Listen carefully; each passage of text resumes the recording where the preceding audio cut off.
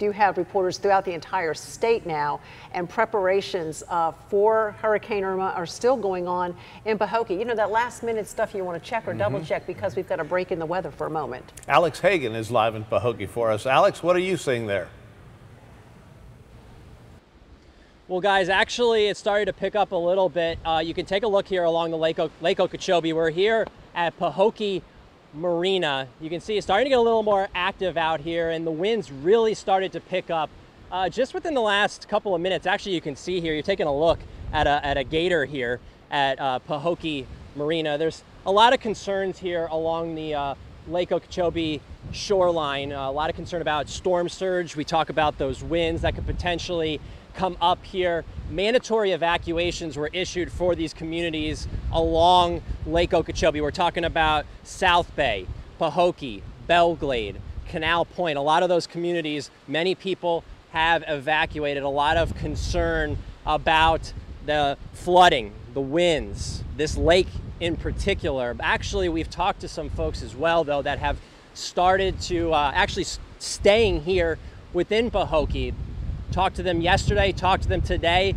They don't have any concerns about this storm. They feel like they are more safe inside of their homes, some in brick houses, cement. Of course, there's concerns here about substandard housing, those mobile homes. Those are the folks that were taken from Pahokee Middle School, those shelters that were originally scheduled to be here, taking them from these shelters, busing them east of here because of those concerns about those winds, storm surge, flooding. And there's also the concern, if you've been following my reporting all week, concern about that Herbert Hoover dike. I'm actually on the lake side of the dike right now, but there's a lot of concerns about that levee, that it may be breached depending on how this storm goes, how about that storm surge and how much rainfall takes place here along the lake. Governor Rick Scott talking about that, his concerns, though the lake levels were relatively low earlier this week, just over 13.5 feet, because we've had more of a dry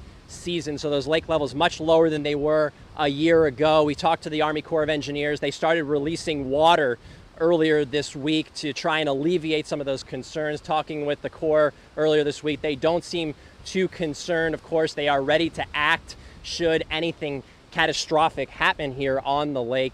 Again, mandatory evacuations here. People bust out to the east side of Palm Beach County, closer to the coast, because there's a lot of concern about substandard housing, mobile homes, people living along the lake, concern about that dike, as I just said. Now, we did speak to some folks, as I said, that are staying put here in Pahokee, feeling a lot more safer because they feel like their homes are safe, they are well protected.